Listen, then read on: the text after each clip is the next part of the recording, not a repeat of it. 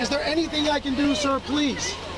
Don't do this to my wife, man. You don't know what you're doing to my family, man. Please. I'm begging you. I'm literally where am I going to put my feet? Sir, I'm begging you. Please. Please. Please. That is not a crime, and you're telling me to get out of my vehicle. Do you know where Lieutenant Mingus is right now? So, no, he's not in the building? I don't know. I'm not. What do you know? I'm not telling you nothing else until I find out who's driving that vehicle. You not a supervisor, bro. I need somebody higher than you right now. If you didn't know, I went to the police academy and they kicked me out. That's my purse! I don't know you! Spit me on my face right now. She spit in my face. Today's video takes us to Las Vegas, Nevada with a stop at the Clark County Jail, where we're going to listen to Chille tell how jail life is treating him and all the intimate details of his new cellmate, Roy, aka Bubba. Let's all sit back, watch, have a good laugh, and most of all, enjoy! To Team DLZ, today is Sunday, March 24th, 2024. This is officially my 5th day in jail. I want to explain to you how this place works a little bit. So when I was intaked from the courtroom into the jail, they put me in the torture cuffs, and the bailiff, who I had called a pig, put the torture cuffs on nice and tight. And you look at the room that's dark oak and robes and deep red overtones in the room, and ironically, just less than 40 feet away, there's a door that leads to the dungeon. And when they open the door, it's all white with a stripe that goes around the room, and the room's 12 feet by 8 feet deep, and they put you in there, and you look around, and there's nothing there but you. And then maybe a minute later, the two bailiffs came in and immediately began to pat me down briskly as though they were giving me a terrible massage. From my ankles up to the top of my hair, their hands are coursing over my body, and they're feeling every single inch of my pants, my suit jacket. They begin to crumple it. This sounds like Chille's been reading too many cheap romance novels lately. As he ran his hands over my pants and down my backside, I began to experience some sensations. What the hell are you talking about, Chille? Shut your mouth already. I want it and twist it because I'm already in the torture cuffs and they're tight. And I tell them, please, the torture cuffs are tight. We don't have to like each other, but you don't have to torture me. And he says, you'll be out of them in a minute. And then he says, I'm going to bring your lawyer in. They leave as quickly as they came in, and then the lawyer comes in, and Michael Mee, his face is red, and he's disoriented, and I look at him, and I actually say to him, so I'm going through shock, and at the same time, then there's a chain, and then they walk me through, and they say, let's switch him up. So then they bring me over, and they take the torture cuffs off, and they say, take off your jacket. I take off my jacket, and then they say, all right, take off your shoes. I take off my shoes, one shoe, one sock, and then they take a flashlight and they look at my feet, and they roll my pant leg up, and then they take me from there, and now they say, take off your overshirt and just wear your overshirt. Get rid of your white T-shirt because it's going to be cold. And then I'm wearing my slacks and my button-up white dress shirt, and then they take me over to medical. Come on, Chille, you're dragging the story out too much. Get to the part where you have to bend over, grab your ankles, and cough. Come on, Chille, that's what we want to hear. Oh, I feel so sorry for the guy who has to look in there with the flashlight. I bet he has nightmares at night. Oh, I bet he can't sleep. So then I take off both shirts, and then I put the button on, the white button up. My suit pants are fairly new, so is my shirt's brand new. And so then I'm just wearing orange, like water shoes, and then I'm wearing my slacks and my button-up white dress shirt. And then they take me over to medical, and they take my blood pressure, and my blood pressure is 170 over 110. And she says, well, do you have high blood pressure? And I say, I used to. I took care of it. I said, isn't that pretty high? And she said, it's not so high, understanding the circumstances. And then I say, understanding the circumstances. She says, yeah, in the situation that you're in now, it's expected your blood pressure is going to be a little high. And I said, but isn't that really high? She said, you'll be okay. And then they take me from there in shackles, and they sit me down on a bench, and then they shackle me into a chair. And then I have to sit in this chair, and then I look over to the other people, and I say, hey, was your blood pressure high? And they say, yeah. And I said, did she say to you it's and I asked multiple people, and they say yes. And then I go into a holding cell, and I'm in this holding cell. I get in there maybe around 3 or 4 o'clock, and I'm in this holding tank until 4 o'clock in the morning. You can lay down, but it's freezing cold. Well, that's what happens when you act like a smartass in court, Chille. All you had to do was go in the courtroom and shut your big mouth and kiss the judge's ass even though you can't stand her. Yeah, that's all you had to do. But no, you wanted to flap your jaws, and we're so happy you did, 'cause you're going to be in there for a while. You're not going to get out anytime soon. And what's going to happen to your YouTube channel? And so then I'm in the holding cell for 12, 15 hours, I don't know how long. And then they say, you're transferred upstairs, and I go upstairs, and now this is a room. It's a big room, like a big auditorium room. There's stainless steel tables in the middle with stainless steel stools that go around them, and there's probably 4 of them, and there's 6 or 8 stools at each table, so there's maybe 50 people consider these 4 tables. And around the room are doors. I don't know where those doors lead, so now, at this point, I have to take off all my clothes, drop them into a bag, and then walk into the shower area. And I go into the shower, and the guard tells me, go in there and shower, drop all your clothes outside, put them in a bag. And so I do that. We don't put them in a bag until I go in the shower. And then they come around, they take the bag, so you're buck naked in the shower. And then I take a shower, and then the guard comes around, he says, all right, open your mouth. I open my mouth. He says, all right, turn around, spread your butt cheeks, go out and cough. I don't. I just turned around, tapped the butt sides of my butt cheeks, and and the guard was about 70, and he's like, good enough.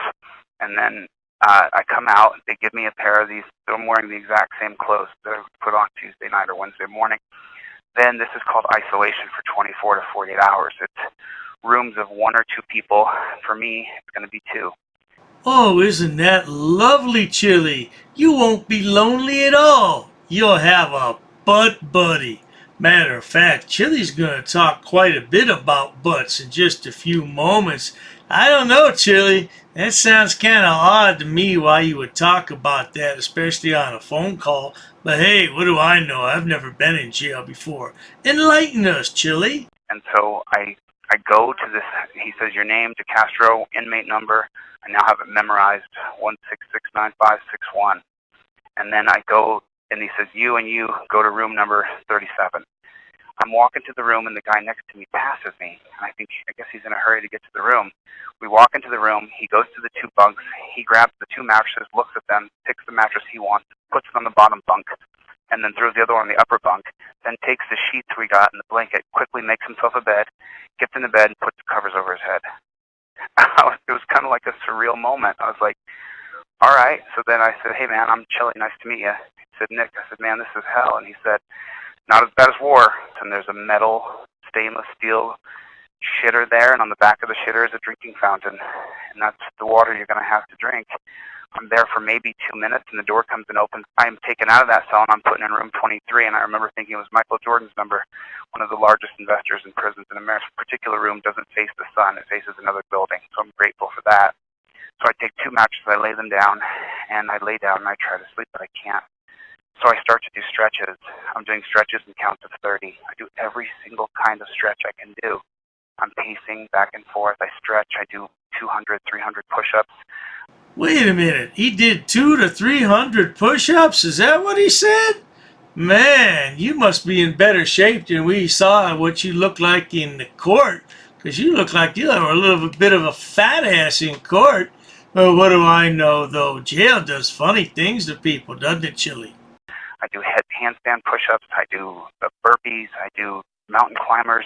Doing anything I can to get the time to pass. It's just dripping by so slow. And so then I go over to the mirror and I begin a set of positive affirmation. It's hard to tell you guys, but it's true.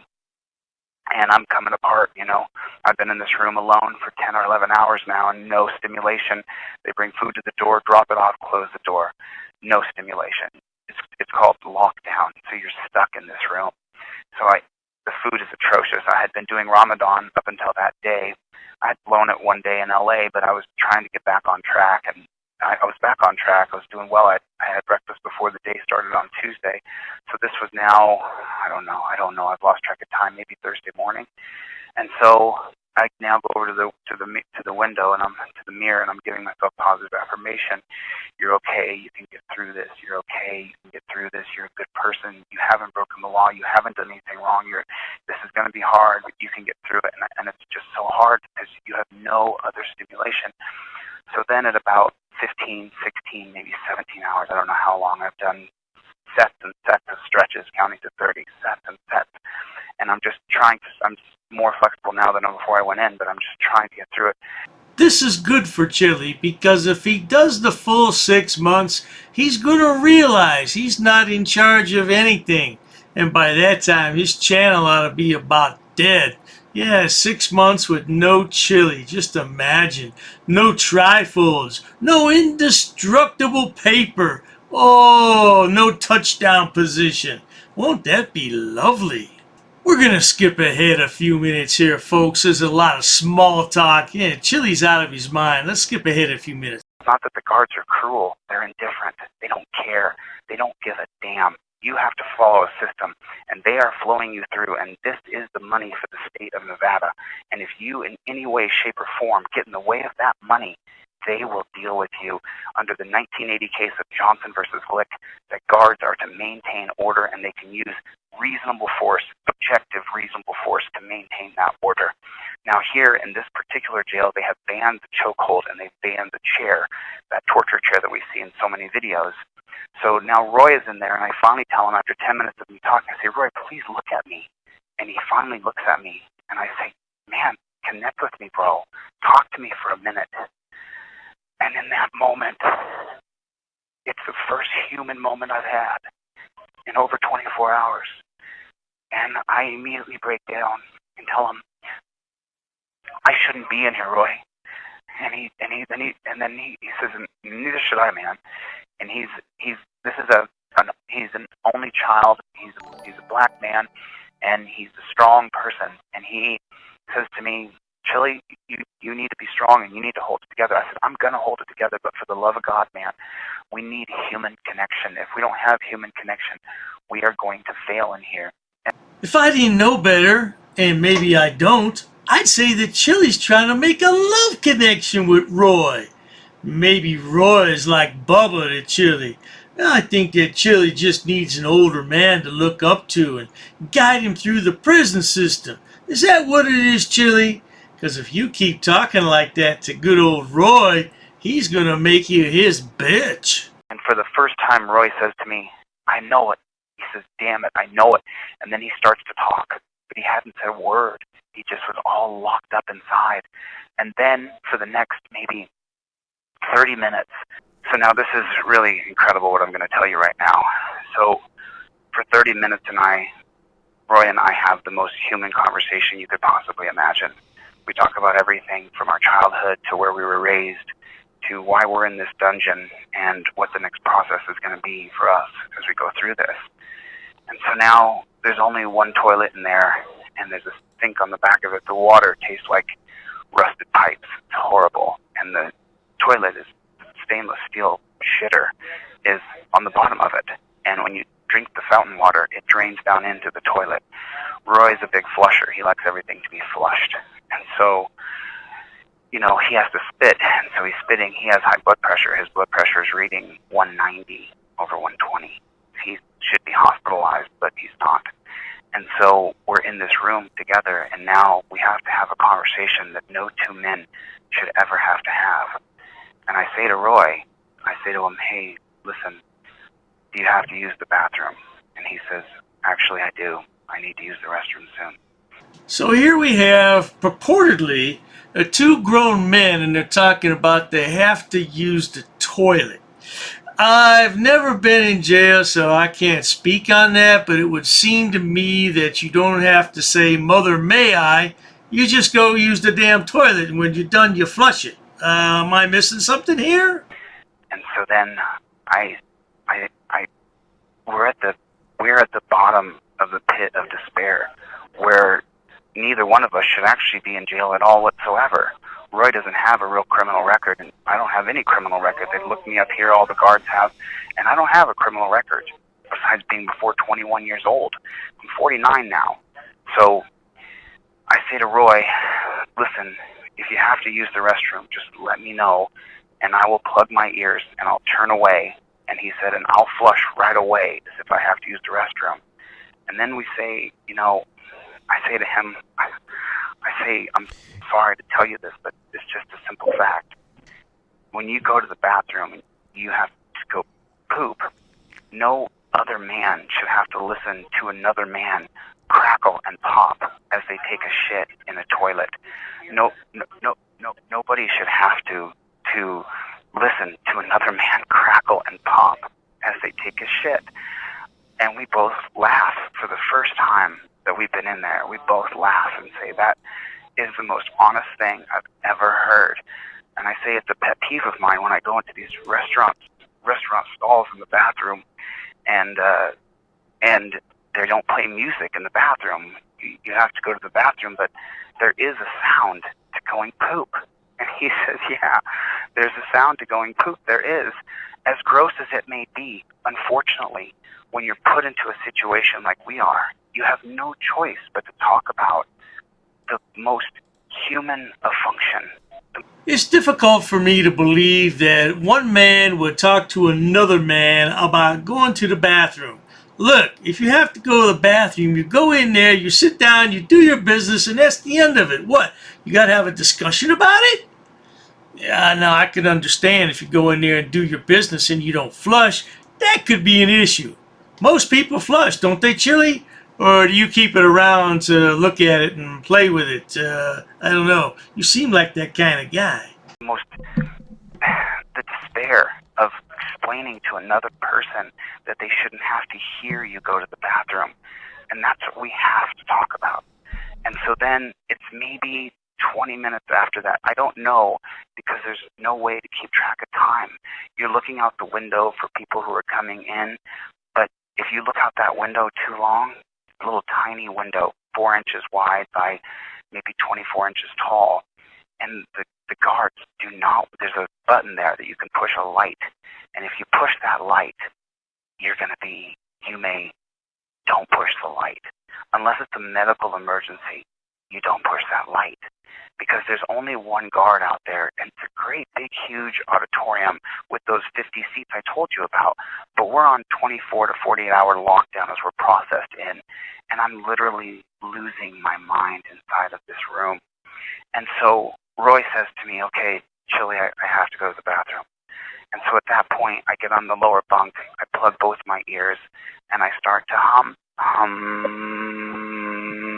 with my ears plugged, because I really don't want to hear another man go to the bathroom. And then I hear the slosh of the toilet. It's like a tornado. It's like a hurricane inside of a stainless steel can. And then I hear a moment later, and then I'm still humming. And then I hear Roy say, hey man, you can stop humming now. And so I unplug my ears and I turn around, and he's gone to the bathroom in maybe a minute, maybe 1 minute. Now, every man over 40 years old knows that when you go to the bathroom as a man, you sit down on the toilet. Sometimes it's even better than sex to sit down on the toilet when you're over 40 years old, to let your bowels relax and you can sit there and take a shit. And I hate to be so crude, but this is the actual process of the dungeon, and you need to hear it. You need to hear that there's no decency, that every bit of pride is stripped from you, that you are broken down to the most disgusting level that you could possibly even imagine, where you have to talk to another man about how you're going to go to the bathroom in front of him. I'm afraid if Chille keeps talking like that, he's going to wind up somebody's bitch for sure. Maybe Roy's bitch, because he's talking about having a bowel movement is better than sex. I tell you what, man, they're going to put something up there like a roto-rooter, and you'll never have problems with bowel movements again. That's how that's going to work, Chille. You keep running your mouth. So he goes, he gets up, and then he says to me, let me know if you have to go. And I say, I've been limiting my food intake. I've been eating very tiny portions, and then I've been working off the food. So I haven't had to go to the bathroom. So now After that, maybe, I don't know how many minutes, hours, I don't know. But then the guard comes out to the middle of the auditorium and starts to speak. And he says, listen to me. Everybody come to the glass. And so Roy and I go to the glass, and he says, do not push the light on the door. If you push the light on the door and it's not a medical emergency, I'm going to come in there and get you out of there and lock you down. Do you understand? You think this lockdown's bad? It's not going to be a tenth of what we're going to go through if you push that light on that button, on that door, and it is not a medical emergency. Now, I'm going to serve food. When I come to the door, you are back by your bunks. We will drop the food off by the door. You can come to the door and grab it after we are gone. Do you understand? Knock on the door. So we knock. It wasn't a knock. It was something else. I don't think he said that. I don't think he said knock. I think my brain's just filling in holes. But I don't think he said knock. I think he just said, do you understand? And that was it. He didn't want any communication back from us. My brain is just, I'm trying to remember everything detail by detail, but it's all the days and nights are run together. I was arrested on Tuesday afternoon. I think today's Sunday, 24th, and I finally last night slept for the first time 6 hours straight. Well, we're going to leave that conversation right there, good people, because it goes on for about another 15 minutes or so. That's plenty of listening to all that nonsense. Oh, the poor lad can't sleep, and oh, he can't eat, he can't do this or that, can't even go to the bathroom. I tell you what, man, you got to go bad enough. You're going to sit down and go. I don't care who's in the room. Yeah, but what can we do with Chille? The poor lad. I'm going to make another video about him e-begging for 50 grand and how we can take those things down. But I tell you one thing, if you enjoy watching stupid people do stupid things on my channel, especially Chille the Castro, please subscribe. As always, thanks so much for stopping by, Chille. We appreciate these warm heart-to-heart talks, and I'm glad you feel like a human being with your good old buddy Roy. Yeah, a.k.a. Bubba. Ha! Cheers to that! I've actually studied English, and I have over a 400 level education in English. I'm not sitting down. I refuse to sit down. I refuse. Big tough guy. Big tough guy. Big tough guy. What are you gonna do about it? Nothing. Nothing. You can come try to make me. You're welcome to try to make me. Take a swing. Take a swing. What is the reason for calling the officers here? No reason. I'm really unhappy that somebody did this to me. I'm gonna arrest you for trespassing in a minute. On public property? Yeah, we're asking you to leave and you're not leaving. That's trespassing. She's right in my face, guys. You can't come up and touch me like that. You don't have permission to film me in any space. I don't need permission to Yes, you do. record you in public, man. Actually, no, that's you the do. law. Oh, is that like a law? Against the law. Oh, what law is that? Funny, because I've never heard about that. I pay for that uniform, I pay for that car, I'm the taxpayer, right? You work for me, right? You're just a little guy. You're just a little guy. You work for me. You are a public servant. You are a public servant. You work for me.